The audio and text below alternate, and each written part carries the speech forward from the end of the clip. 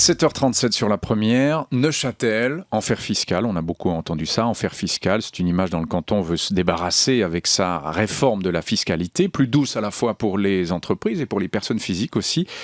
Est-ce vraiment réaliste alors que le canton a d'ambitieux projets comme le Transrun par exemple et veut parvenir à un équilibre budgétaire? Le Conseil d'État neuchâtelois a-t-il une crédibilité politique suffisante pour mener à terme ses objectifs, avec notamment le départ de Jean Stouder qui quittera le gouvernement le 1er août pour son nouveau mandat de président du Conseil de la BNS? Pour évoquer tous ces défis qui attendent le canton, parmi d'autres, le plaisir d'accueillir ce matin le président du Conseil d'État neuchâtelois, le nouveau président depuis aujourd'hui, le libéral radical Philippe Knegui. Bonjour. Bonjour monsieur. Merci d'être avec nous Philippe Knegui. Jusqu'à 8h, vous êtes dans nos studios neuchâtelois. On l'a dit, il y a pas mal de défis qui vous attendent, qui attendent le canton. Et puis on a déjà cette réforme de la fiscalité depuis quelques temps, dont l'objectif était d'attirer davantage d'entreprises, d'investisseurs dans le canton. Est-ce que vous avez déjà des résultats tangibles à nous présenter ? Alors on a déjà des résultats très tangibles. En fait, il y a deux réformes. La réforme sur les entreprises qui a été adoptée à la quasi-unanimité par le Parlement et qui fait de Neuchâtel l'un des cantons les plus attractifs au niveau de sa fiscalité pour les entreprises. Et puis il y a 2 jours, donc l'adoption aussi par le Parlement d'une réforme pour les personnes physiques qui alors allège la fiscalité des familles et qui donne aussi à Neuchâtel, je dirais, une empreinte très très forte au niveau de sa fiscalité pour les personnes physiques, mais surtout aussi pour les familles avec des déductions pour frais de garde qui sont très très importantes. Donc Neuchâtel devient, je dirais, très compétitif autant en matière fiscale pour les entreprises que pour les personnes physiques. Quel type d'entreprise avez-vous à nous vendre, à nous présenter ?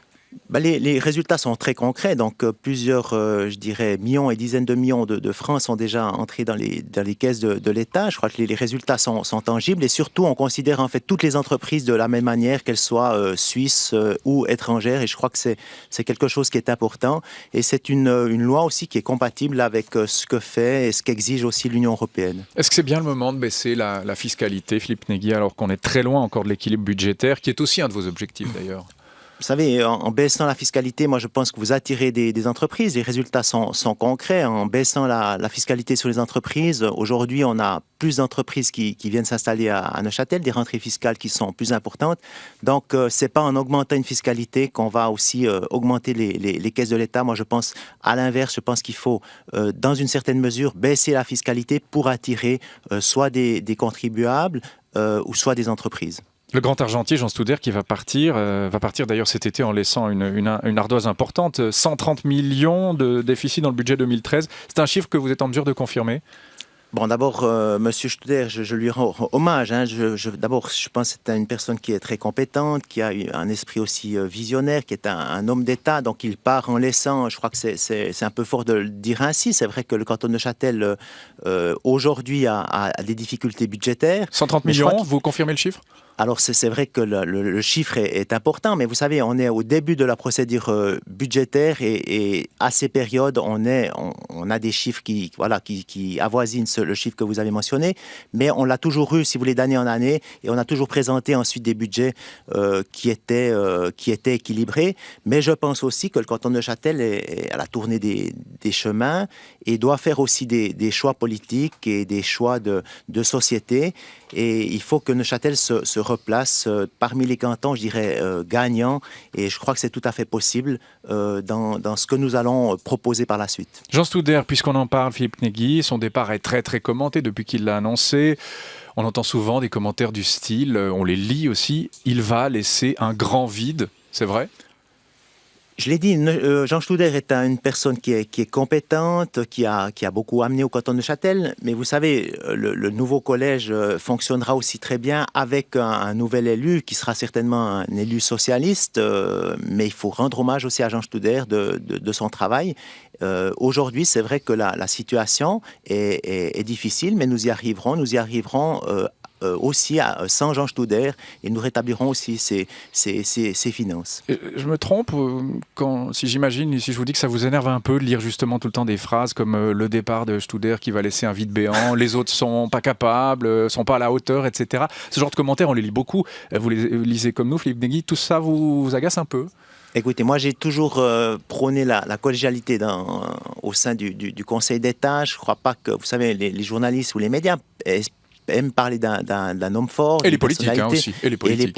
Peut-être aussi les politiques.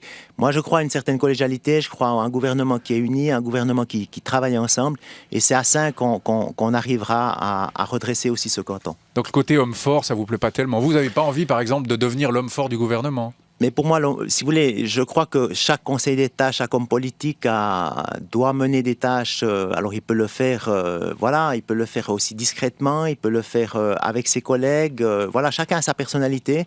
Je le répète, je crois à la collégialité d'un gouvernement qui doit travailler véritablement ensemble. Il prenait trop de place, Jean Studer? Non, je crois que c'est sa personnalité. Je crois qu'il a une personnalité, comme vous le dites, qui est forte. Je pense qu'il a fait du bon travail et il y a différentes personnalités, des gens qui fonctionnent aussi différemment et je crois qu'il faut autant les respecter. Donc voilà, je le répète, un gouvernement uni pour moi est beaucoup plus fort qu'une personnalité qui se détache d'un gouvernement et qui est toujours citée en exemple. Reste que ceux qui sont là, vous quatre, n'en êtes qu'à votre première législature. C'est un gouvernement qui va manquer d'expérience, concrètement, pour affronter des temps difficiles, Philippe Knigy. Alors c'est vrai, bon, écoutez, après 3 ans, donc on acquiert une certaine expérience. C'est vrai que je pense pour exercer ce métier, il faut quand même 1 année ou 2 pour apprendre ce métier. C'est un métier qui est difficile à différents niveaux. Je crois que les personnes qui sont aujourd'hui au gouvernement ont acquis cette expérience et voilà, j'imagine en tout cas que le gouvernement suivant, en tout cas avec le nouvel élu, pourra repartir de plus belle et affronter aussi ces différents défis. On va aborder encore quelques sujets avant de venir à Neuchâtel via la presse et vous, on va revenir à différentes vieilles affaires neuchâteloises via la presse. Le 17 juin quand même, Philippe Knigy, les Neuchâtelois voteront sur cette fameuse taxe sur l'électricité pour financer des projets écologiques, une loi qui provoque la colère de la droite qui s'en prend à ces 2 ministres. Notamment M. Nicati, donc le PLR, le parti majoritaire au gouvernement, qui attaque ses propres conseillers d'État sur ce terrain-là. Qu'est-ce que ça vous fait? Quel commentaire est-ce que ça vous inspire? Bon, la loi sur l'approvisionnement énergétique, c'est vrai, sera votée en juin. Elle vise d'abord une plus grande autonomie énergétique, favoriser aussi les énergies renouvelables. Voilà, il y a eu, c'est vrai, une opposition de la droite par rapport aux différentes taxes. Mais, ça vous choque, ça, cette opposition? De manière générale, je dirais que si vous voulez, certaines communes devront plus payer. La majorité des communes ne payeront pas plus et d'autres payeront moins. Mais le PLR qui attaque ses propres conseillers d'État, ça vous énerve, ça vous choque? Écoutez, je pense que c'est mieux naturellement que le PLR, les milieux économiques soient en harmonie avec les conseils d'État et nous travaillons aussi dans ce sens. Bon, il n'y a pas d'harmonie pour l'instant. Autre sujet, le Transrun, on votera au mois de septembre. Il y a de l'harmonie, mais c'est vrai, sur certains sujets, il y a aussi parfois des divergences. D'accord. Donc le Transrun, on vote en septembre, les Neuchâtelois votent au septembre. C'est une votation couplée avec l'équilibre budgétaire. Et là, une nouvelle fois, le mélange des 2 objets, après l'invalidation d'un vote l'année dernière déjà, un peu d'amateurisme dans le façonnement de ce vote, Philippe Knigy? Pas de l'amateurisme, nous avons demandé un avis de droit au service juridique de l'État qui nous a confirmé l'unité de matière. Maintenant, certains disent qu'il n'y a pas unité de matière et le gouvernement, le Conseil d'État, mais aussi la Commission de gestion et des finances a demandé un avis de droit, l'a demandé au professeur Pascal Mahon de l'Université de Neuchâtel. Moi, je crois que c'est une très, très sage décision. Je crois qu'il faut éviter, je dirais, qu'une deuxième fois le tribunal fédéral donne tort à la fois au Grand Conseil et au Conseil d'État. Et par rapport à la décision et surtout à l'avis de droit qui sera donné par le professeur Mahon, eh bien, nous en tiendrons compte et nous modifierons peut-être, si l'avis de droit nous donne tort, le décret qui est soumis au peuple. Donc si vous exigez ce rapport, c'est que vous avez un doute sur la validité du vote? Alors, je crois que le doute existe, il faut être tout à fait clair, le doute existe sur l'unité de matière et c'est vrai qu'un professeur de droit qui est extrêmement compétent nous donnera aussi son avis et nous en tiendrons compte.